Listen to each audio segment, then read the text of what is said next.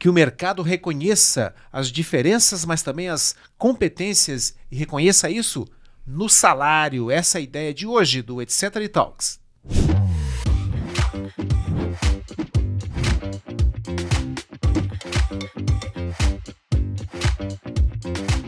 Eu tô falando do que aqui, né? Começar um programa assim, jogando esse tipo de tema, de ideia, diferenças entre o funcionário masculino, o funcionário feminino, a quebra dessas diferenças de gênero reconhecidas num salário digno.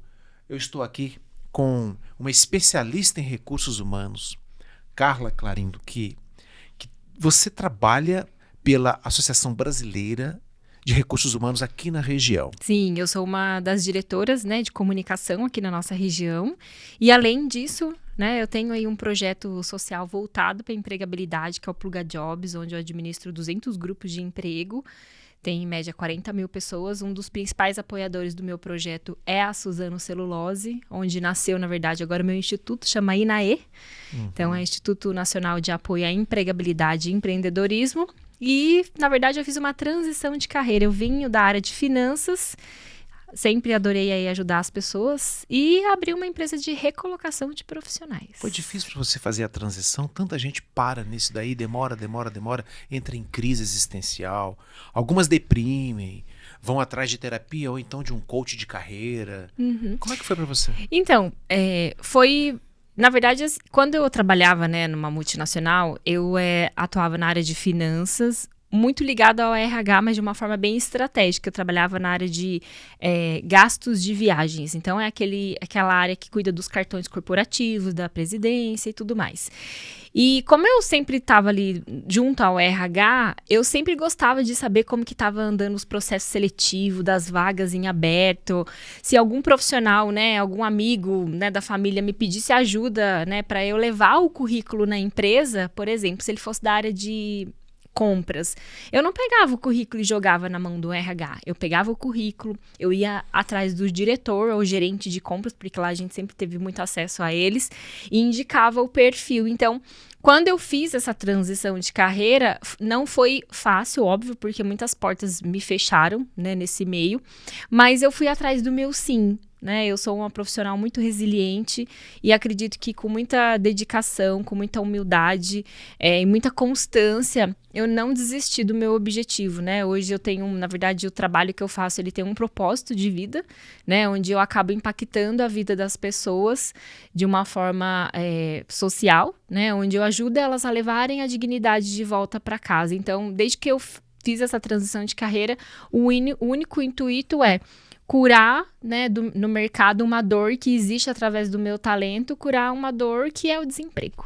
Através de pegar o primeiro currículo daquele amigo que queria entregar, Sim. dissecar aquilo e entregar direto na fonte. Sim. Quando trabalhamos, né, no âmbito corporativo, né, que na verdade somos pagos para trabalhar 8 horas por dia, mas de fato né, a gente estende, né, essas horas, a gente fica numa bolha. Sabe, Abrantes? A gente vive naquela... Sabe igual o ratinho que fica naquele looping? Eu me sentia assim. E sempre fui muito apaixonada pelas empresas que eu passei, pelos meus gestores. Eu tive ótimos gestores, mas de fato a gente se fecha um pouco. Parece que a gente não tem até, por muitas vezes, uma vida social. Né? Inclusive, na verdade, eu tenho hoje 38 anos, mas na época que eu trabalhei, eu tinha 21, mais ou menos, então eu tava naquela idade de sair. Inquieta. Sim. Mas já era irrequieta com essa coisa? Já, eu sou uma pessoa que eu sou muito inconformada. Então, eu acredito que com essa minha... por eu ser muito inconformada com o meio que eu vivo, eu acredito que isso fez com que eu me transformasse na profissional que eu sou hoje. Inconformada no sentido de querer mudá-lo, de querer mudar. Eu sempre fui protagonista da minha vida, da minha carreira. Eu, na verdade, tive 2 empregos. O meu primeiro trabalho CLT foi na oficina mecânica do meu tio. Eu fazia trabalho de banco. E o meu segundo, eu fui trabalhar numa franquia de loja de tintas, onde eu comecei como caixa. Então, eu era sim a caixa, mas eu era a melhor caixa que eu poderia ser. sabe? Eu dava o meu 1000%, eu queria entender não só, né, de bater o caixa ali, o contas a pagar e receber do dia, mas eu queria saber o porquê da tinta, o porquê que precisava de uma seladora, fui entender de pincéis. Então, eu E com que idade isso? Eu tinha 18 anos, 17 anos. Então, eu acredito que o que me trouxe para o que eu faço hoje é a minha constância, de fato eu ser muito objetiva, ser focada e dar sempre o meu melhor, sabe? Mas dar o melhor, ser objetivo, ser focado, não altera integralmente uma rota. Não. O que altera a rota é uma preocupação humanizada para o outro. Sem dúvida. Para a dor do outro. Sim. A partir de que momento os incômodos dos seus parceiros, aqueles que colaboravam contigo no ambiente corporativo, começou, a partir de que ponto isso começou a mexer com você para te abrir uma luzinha? Peraí, o meu caminho eu acho que é outro. Eu via que as pessoas, na verdade assim, eu trabalhei na sala de tinta, eu fui trabalhar nessa multinacional, e dessa multinacional eu fui trabalhar numa outra empresa em Guaratinguetá. E nessa empresa eu fui desligada, porque na verdade ela foi vendida, e eu fui trabalhar numa ONG licenciada Disney. E foi aí que eu via que eu sempre eu vim de uma... Quando eu era criança, né, meus pais não tinham muitas condições, né, para me dar o brinquedo, a roupa da moda. A minha formatura, para você ter ideia, eu fazia 10 brigadeiros para eu vender na escola. Comia 8 e vendia os 2 para eu fazer minha formatura. E quando, né, se tratando da minha infância versus aonde eu fui trabalhar, que era uma ONG licenciada Disney, né, era uma ONG, eu via que a minha realidade, o meio que eu vivo, eu poderia transformar através do meu talento, que meu principal talento é network, é conexão. Para mim não existe o impossível, sabe? Se eu acredito que aquilo que eu desejo, que aquilo que eu acredito, ele tem uma lógica, e com aquilo eu vou conseguir impactar vidas, eu corro atrás. Então, a partir do momento que eu via que o meio que eu estava ali, por muitas vezes, eu via que as pessoas, elas tinham vontade, elas queriam arrumar um trabalho, elas queriam transformar a vida delas, mas por muitas vezes, Abrantes, eu vejo que falta anjos na nossa vida. Tem 3 coisas que regem nossa vida. Inclusive, agora no almoço, eu até comentei com uma amiga que é Deus. A gente tem que, né, independente da sua religião, Deus existe uma luz maior, uma energia maior. Existe a sorte. E a terceira é algo que ninguém vai fugir, que é a lei do merecimento, sabe? E nessas 3 frentes que eu estou dizendo, eu acredito que precisamos de pessoas no meio do nosso caminho. Então, eu acredito que a partir do momento que eu via que muitas pessoas queriam fazer e acontecer e não tinham essas pessoas para ajudar elas, eu falava, opa, peraí, então eu posso ser essa pessoa, por que não? Você me fez lembrar do mitólogo Joseph Campbell, que faz um estudo do mito, o mito do herói. Ele escreveu um livro falando dos passos que qualquer ser humano pode dar. E ele fez a leitura de dezenas e dezenas e dezenas e dezenas de livros a respeito da história dos grandes heróis da humanidade, dos mitos, e todos eles trilharam os mesmos passos para chegar onde chegaram. O primeiro passo, aquele incômodo existencial, alguma coisa não está dando certo. Ou uma demissão, ou uma doença grave, ou uma mudança de cidade, alguma coisa que te tira da zona de conforto. Sim. Lá na frente, tem um momento muito importante, que é a hora em que, quando eu estou desestimulado para dar o salto existencial necessário, aparece a figura do mentor. Aparece a figura daquele que te puxa, não vai desistir não, vem cá, eu tenho algo para te dizer, eu tenho algo para te mostrar, olha que bacana. Alguém que aclare o caminho. Me parece que você está trazendo um pouco dessa figura do mentor, no sentido de você contribuir para quem está meio perdido nessa busca. Por isso que eu te perguntei, como é que foi a tua transição? Uhum. Porque tem muita gente que possivelmente esteja nos assistindo que está passando por essa situação. Ontem mesmo eu tenho uma vizinha, né? E eu tava indo num evento de mulheres e de fato, já era quase 8h30 da noite. E eu falei, ai, como que tá o seu emprego novo, né? Que você arrumou e tal. Dela, ai, Carla, eu não tô gostando. Eu gosto da atividade, mas eu tenho uma questão. Eu não gosto de ficar falando com muita gente o dia todo. Eu gosto de trabalhar em casa. E o meu atual emprego não me permite isso. E eu dei sugestão pra ela, falei assim, olha, fulana, por que então de repente você não faz uma transição de carreira e de repente você segue pra área de TI, você vai, né, estudar programação, aqui na nossa região tem várias instituições, inclusive, que oferecem esse curso gratuito, né? Pô, Carla, mas eu já tô velha. E assim, a Branches, acho que ela tem 38 anos, a minha vizinha, enfim. E eu falei, olha... De repente, a sua idade, você não a tá minha velha, idade. então ela não está velha. Não, eu fiz a seguinte reflexão e de fato ela até chorou, sabe? E eu falei, gente, eu não queria fazer isso, mas enfim. Eu falei, olha, lembra da pandemia? Né? A pandemia, infelizmente, ela veio, né? Muitas vidas se perderam, muitas pessoas pegaram, né, a doença, estão com sequelas. E eu acredito, Abranches, que Deus, em sua infinita bondade divina, misericordiosa, todos os seres humanos que ainda assim ficaram após uma pandemia, somos uma semente. E semente dá frutos, independente da idade dessa semente. Então, que cada ser humano que esteja nos escutando, né, nos assistindo, enraize isso dentro de si, sabe? Se empodere disso. Que você ainda assim é uma semente que Deus quer que você dê muitos frutos. E por que não você começar aos 50, aos 60, aos 70, né? Enfim, eu acho que enquanto ainda assim a gente acordar, a gente respirar, ainda assim é uma chance da gente transformar a nossa realidade. Você levanta agora uma bandeira que vem sendo bastante conversada já há algum tempo, desde o momento em que as mulheres começaram a reivindicar a ocupação de espaços mais amplos no mercado de trabalho. Igualdade salarial. Isso é um sonho ou é uma realidade próxima? É uma realidade, é um sonho meio conturbado por muitas vezes, parece um pesadelo, né? E já passou do momento, né? Disso já de fato acontecer. Algo já se avançou nesse campo. Muito, né? que inclusive, no momento hoje que as pessoas, né? Primeiro, quando elas vão fazer entrevistas, quantas empresas que elas já fazem a entrevista, na verdade, às cegas. Onde ela vai, sim, né, o gestor vai saber se ela é homem ou mulher, ou, né, se ela é negra, se ela é parda, se ela é índia, enfim. Na hora só que ela vai fazer a integração. Então, ainda sim, já existem empresas que já estão com isso já há anos-luz, né? Já está muito avançado. Mas você fala só de uma igualdade monetária ou você fala de um reconhecimento humano, social, cultural? O todo. Sabe? Não, eu acredito Porque as mulheres estão ganhando mais, um pouco, mas talvez ainda não estejam, no contexto geral, ganhando o mesmo que o homem.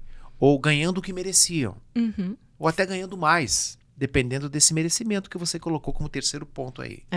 Eu acredito que a questão não é só o ganhar mais. É as empresas ainda assim darem também oportunidades para mulheres estarem em cargos de liderança, não para cumprir uma cota, mas sim, de fato, para que a gente consiga cada vez mais conquistar o nosso espaço. Né? Uma mulher, né? Esses dias eu estava até comentando com uma amiga, ainda não sou mãe, mas eu vejo que quem é mãe, ela tem uma jornada tripla, né? E quantas mulheres, né, que almejam cargos de liderança e já estão no cargo de liderança, ela tem ali, sei lá, tripla jornada, né? E por que não ela não ganhar a mesma coisa que um par dela de trabalho, que é um gerente, que é um diretor? Ela, com certeza, ela dá até muito mais para a empresa. Tem pessoas que levam o filho na escola, que volta a trabalhar, e às vezes o filho tá até no médico, fica lá no computador. Quantas e quantas vezes eu já não fui fazer um exame, e eu via lá que tinha mães que estavam lá, o filho lá tirando, né, fazendo o exame de sangue, tava lá no computador. Ou seja, ela não pode parar, mas Sim, ela está atendendo a sua outra função. A sua outra função de mãe. Exatamente. Então, assim, a questão do salário em si é só um pontapé inicial. Eu acredito que sim, cargos justos, sabe? Cargos que, de fato, não sejam somente para cumprir uma cota da empresa. Vamos abrir somente para mulheres para cumprir uma cota. Não, tem que, de fato, colocar uma vaga para mulher, porque ela merece, né? Ela tem competência técnica, ela não só almeja aquele cargo, mas acontece que é para a questão econômica em si, né? Eu acho que isso é muito importante. Como é que você vê hoje a preparação da mulher para corresponder a isso? Porque algumas empresas, se tem uma área que está evoluindo nas empresas, é a área de RH. Sim. Você está na área certa. E eu entendo isso porque é muito caro para uma empresa fazer uma má contratação. O prejuízo é grande. A desarticulação da equipe, com uma pessoa arrogante, competitiva demais, tudo. Então, os filtros estão mais depurados para se chegar a um profissional adequado para determinada função. Nesse ponto, tanto mulheres quanto homens passam pelas mesmas questões. Onde que você sente que entra aí a cultura machista, que muitas vezes isola a mulher da possibilidade de assumir um cargo que pode incomodar o status quo da corporação, no sentido de, não, aqui sempre teve homem, vai continuar tendo homem. Eu acredito que com aí, logo após toda essa revolução industrial que a gente passa todo dia, toda hora, tecnológica, né? E tudo mais, o futuro já chegou, né, de fato. Então eu acredito que isso está mudando, mas em passos lentos. Eu vejo que qual é o maior problema, né? A questão social, a questão do homem, da mulher, a questão do machismo. O que somos aquilo, né? Minha mãe, inclusive, é professora, minha mãe sempre falou isso para mim, que somos aquilo que aprendemos dentro da nossa casa. O que essas mães, o que esses pais estão ensinando para os filhos? Será que quando tem ali uma louça suja, o pai, ele fala para o filho, você pode pegar um banquinho ali e lavar? Não, isso aí não é trabalho para homem, é trabalho para mulher. Será que existe isso? Eu acho que é uma questão cultural, é uma questão enraizada, né? Essa é uma parte do que a gente aprende dentro da nossa casa. A outra é como nós, mulher, nos posicionamos mediante a todas essas situações. Por exemplo, eu tenho casos, até mesmo na minha família, que quando eu falo, eu tô indo num barzinho com uma amiga, ou até mesmo meu marido vai ficar em casa, eu vou, sei lá, tomar um café com uma amiga. Nossa, mas... Você vai sozinha vai com sozinha? a mulher? Mas como assim? Né? Então, isso, pra mim, é tão... É muito estranho, porque os meus pais não me ensinaram isso. E detalhe, nem meus pais e nem os meus avós, né? Então, eu acho que é uma questão, de fato, abrange cultural. Que isso, sim, né, tá sendo, acho que, quebrado, né? A nova geração, ela tá aí para demonstrar isso, né? Ela tá aí para quebrar esses paradigmas. Mas a impressão que dá é que essa nova geração não está tão atenta à necessidade de uma preparação melhor, tem lido pouco, tem ficado pouco focada nas coisas, talvez por excesso de rede social, por excesso de poucas leituras, né? É estranho, né? A pessoa lê pouco, então ela tem pouco repertório intelectual para compreender em que situação ela se encontra. Então, quando chega um processo seletivo na empresa, ela não passa. Por quê? Porque na hora do teste, na hora do jogo, vamos ver, né? do vamos ver, o que ela oferece, o que ela entrega ali num primeiro momento, que vai dar aquela impressão para o contratante olhar e falar assim, poxa, essa pessoa ainda não está preparada. E daí eu tenho... vou até mais abaixo do assunto. É aquela questão do que o pai e a mãe estão ensinando, Abrantes. Semana passada me apareceu 2 casos que entra muito nisso que você está dizendo. Uma mãe me procurou que a filha estudou fora numa faculdade X e ela tinha um gasto com a filha de quase 20 mil reais ao mês. Puxa. A filha estudou 5 anos, não quer seguir a profissão. Existem algumas vertentes que os jovens andam ficando frustrados, né? Primeiro, o pai e a mãe andam mandando neles qual a profissão que eles têm que ter. Essa é uma frente. A segunda o pai e a mãe colocam o filho na bolha. Não deixa ele... Sabe igual a criança que a mãe não deixa ela tomar o choque na tomada? É mais ou menos isso. Óbvio que não, o choque... O mundo não está muito favorável também para você deixar o filho viver algumas experiências, né? Porque a violência, assédio sexual, a pedofilia, uma série de coisas. Então existe uma proteção necessária.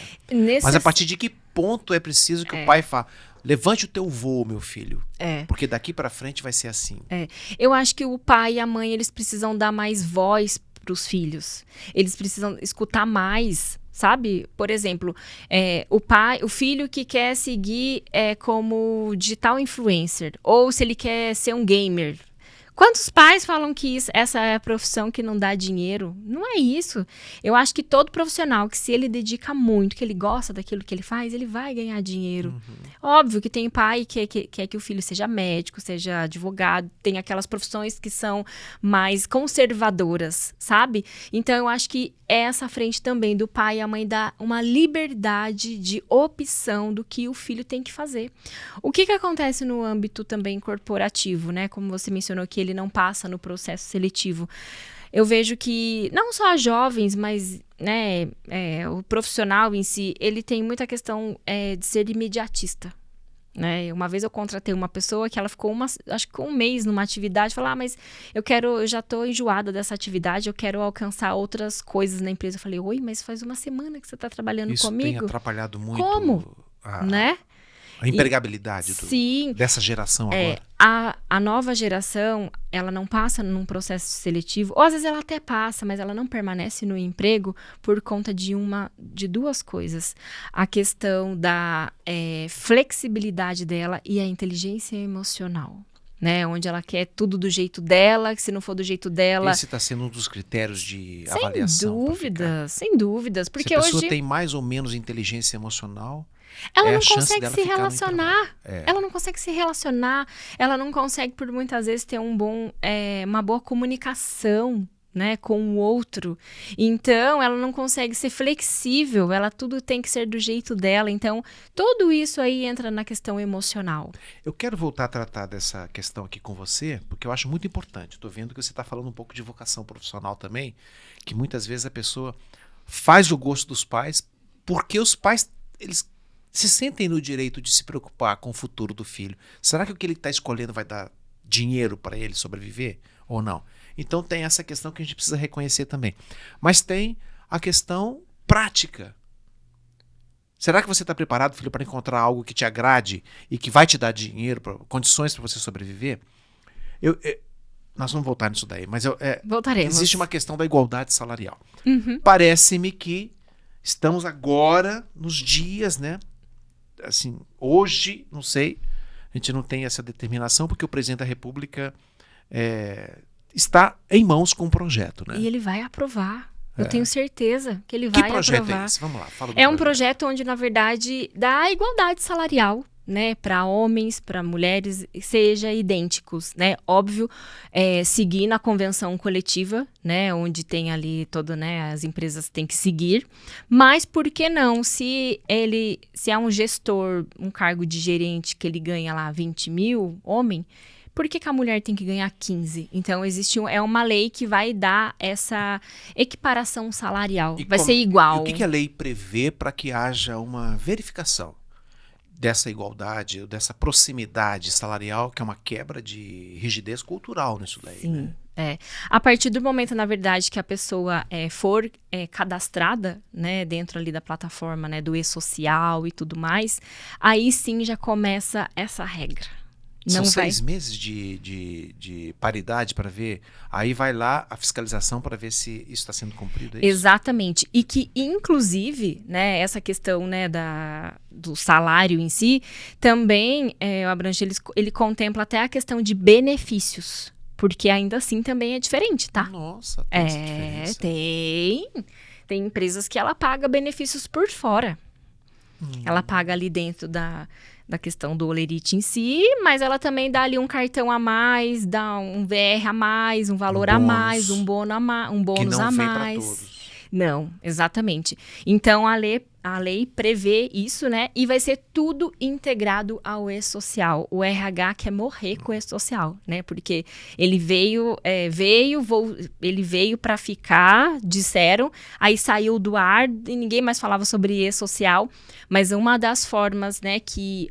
O que é o e-social? O e-social é uma plataforma onde não só a RH, né, que ele coloca todas as informações do que acontece no âmbito fiscal dentro da empresa, bem como a área de DP. Então, por exemplo, um funcionário, ele não consegue entrar, por exemplo, a empresa não consegue nem abrir uma conta salário para ele se ele não tiver inscrito no e-social. Aí, não é mais aquela questão, o funcionário, eu contratei você para trabalhar e vou só cadastrar você aqui no sistema da empresa. Não, você tem que ser cadastrado nessa plataforma, né, que é do e-social, que é do governo, no caso. Então, é tudo interligado. Né? A questão do afastamento, a questão das férias, é tudo interligado a esse e-social, onde o governo consegue controlar tudo que entra, tudo que sai dentro de uma determinada empresa. E no que diz respeito a esse projeto de lei, a proposta é fazer realmente uma quebra de paradigmas. Né? Sim, não só, né, a quebra, né, de paradigma. No sentido de deixar diferentes os salários. A Sim, ideia é equalizar mais. Exatamente. E que, assim, demorou muito ainda para sair uma lei, né? Já era óbvio falar disso dentro das empresas, dentro dos meios de RH, mas ainda assim precisou ter uma lei, né, que colocasse isso em vigor, né? Então, como você mencionou, a lei está aí para sair em breve, né? Acredito aí que nesse mês de julho aí ela já saia. Então, vai ser, na verdade, aí mais uma conquista para nós mulheres. Você é do Vale do Paraíba, você trabalha, o seu público... Sim, eu trabalho... é no Vale do Paraíba. Sim, eu nasci aqui na região do Vale do Paraíba, né? Sou de Jacareí, né? E sim, todo o meu trabalho é focado aqui na região do Vale. E como é que você vê a cultura Vale Paraibana, empresarial Vale Paraibana, para assimilar isso daí? Você acha que é preciso que haja uma lei para poder obrigar as empresas a caminharem para essa equalização? Sim. Ou você acha que a resistência vai ser grande por aqui? Não, não é. Eu acho que, na verdade, por exemplo, em startup, né, empresas, né, startups, né, o que são as startups? A pessoa tem uma ideia, ela recebe um aporte de investidores e vê se aquela ideia vai dar certo, né? Ela tem, inclusive, incentivos fiscais e tudo mais, né? Aqui na nossa região, inclusive, tem a Nexus, né, que fica dentro do Parque Tecnológico, que apoia essas startups. E em startup, isso daí já de praxe já acontece. Já acontece, porque é uma geração super nova. Super antenada. Cheia de ideias maravilhosas. Sim, né? E que de praxe já é conectada a essa questão. A galera jovem já quebrou isso. Pronto. Mas eu vejo que a indústria, principalmente a multinacional, a lei vai entrar aí e vão ter que dançar pianinho. Né? Então, ainda existe esse ranço. Existe. Abranches, existe gestores que ele chega e fala que, por muitas vezes, ele não quer contratar uma mulher. Aliás, na entrevista de emprego, ele já pergunta se ela é casada há pouco tempo, se ela pretende ter filhos. Ou se ela tem filhos, com quem que ela vai deixar esse filho quando ela voltar ao mercado de trabalho. Ou se tem apoio, né, rede de apoio que é chamada. E às vezes na entrevista isso vem antes da verificação da competência da pessoa. Sim, exatamente. Então, assim, a forma com que existem as contratações já vai começar a mudar e vai ser, na verdade, vai entrar numa sincronia. Sabe? Eu acho que vai ser bem... Vai mexer já nesse questionário inicial, você acha? Sem dúvidas, né? E quando a empresa contrata um profissional cujo salário dele, né, o da mulher, por exemplo, é menor, né, do que do homem em si, ele não está prejudicando só, ele pensa, óbvio, né, na questão da receita da empresa, do lucro da empresa em si, mas ele está prejudicando até mesmo a cultura da empresa, sabe? A cultura ali, a marca empregadora. Né, isso é muito importante. Né? Então, existem várias complicações aí nessa linha. Que recado você daria para um empresário tradicional que, na hora da contratação, usa desses argumentos de um peso cultural mais conservador, e às vezes não percebe que pode estar ali perdendo uma grande profissional só por causa dessas questões que acompanham a vida da mulher. Primeiro, gestores, vocês, empresários, empreendedores, é importante você entender de competência técnica, né? Mas é de grande importância, já passou da hora você se autoconhecer e você entender quem você está contratando. Entender os pontos fortes, os pontos a ser desenvolvido. A segunda, né? Isso daí já é clichê, mas o óbvio ainda precisa ser falado, que é a empatia. Você já parou para pensar que a sua filha, né? Sua filha, enfim, algum parente, algum do seu familiar, ele vai passar também por este mesmo problema? Então, o mundo precisa mudar a partir de você que tem essa tomada de decisão. Tem que mudar a partir de você. Então, eu acho que o recado é esse, a questão da empatia mesmo, sabe?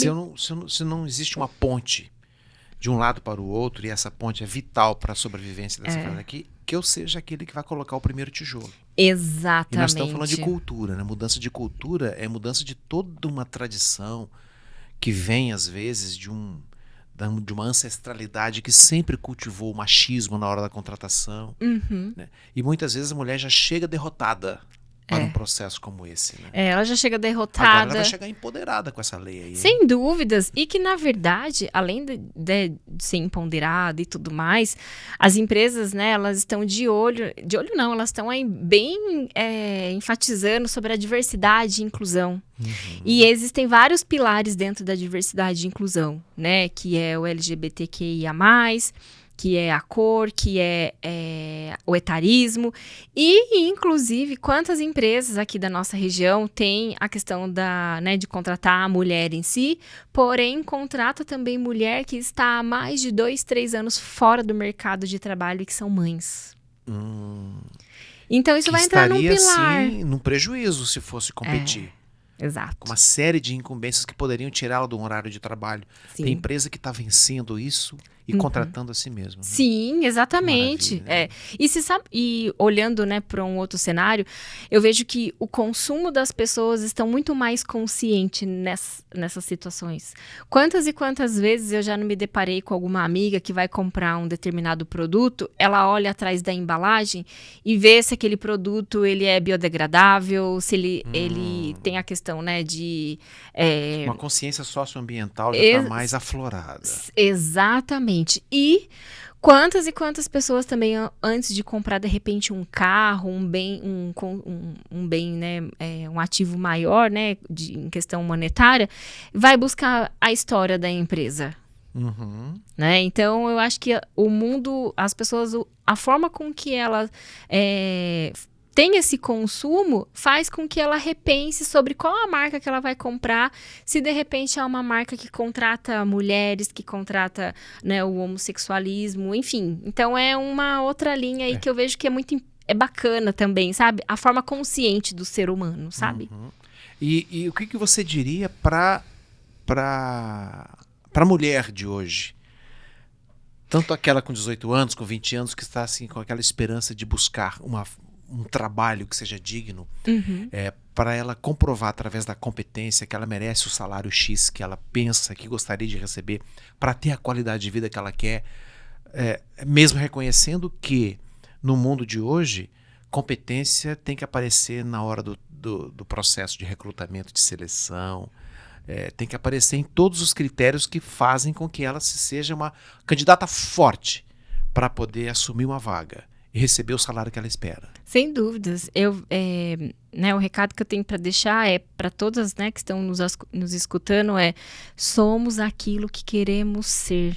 Nada vai nos impedir se a gente quer seguir a carreira X ou Z, se a gente quer ser adular, ou se, de repente, a gente quer seguir numa profissão onde, por muitas vezes, só tem homem na profissão, né? Quantos caminhoneiras a gente não vê, claro, né? Quantas pessoas que estão, sim, lá na linha de produção, né? Como operadoras. Então, somos aquilo que a gente quer ser, desde que a gente faça o nosso trabalho com dignidade, com ética, com muito amor e respeito ao próximo, né? O céu é o limite. Né? Eu acredito, e detalhe, o nosso sucesso, Abrantes, ele não tem nada a ver com o salário que a gente ganha, e bem como o cargo que nós estamos, mas sim a quantidade de pessoas que a gente pode impactar através do nosso talento.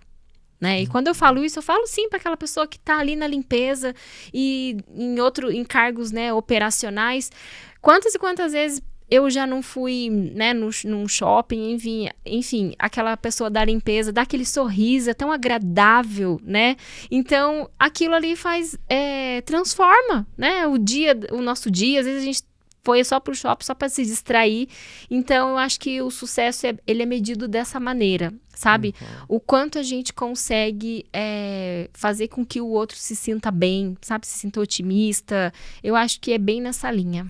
Fiquemos na torcida da aprovação de uma lei que atrai a sociedade para algo mais justo, para os gêneros, para que equilibre essa batalha e que o reconhecimento pelo merecimento e que repercuta no salário adequado seja uma realidade quanto antes no Brasil, né?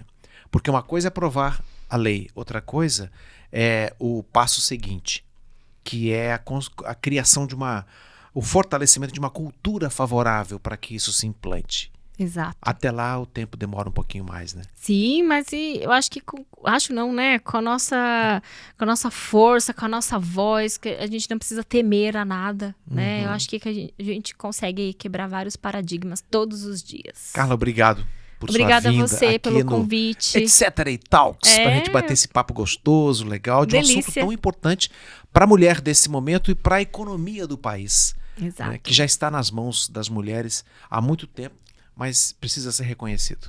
Com toda certeza. É isso aí. Valeu, Grande gente. abraço.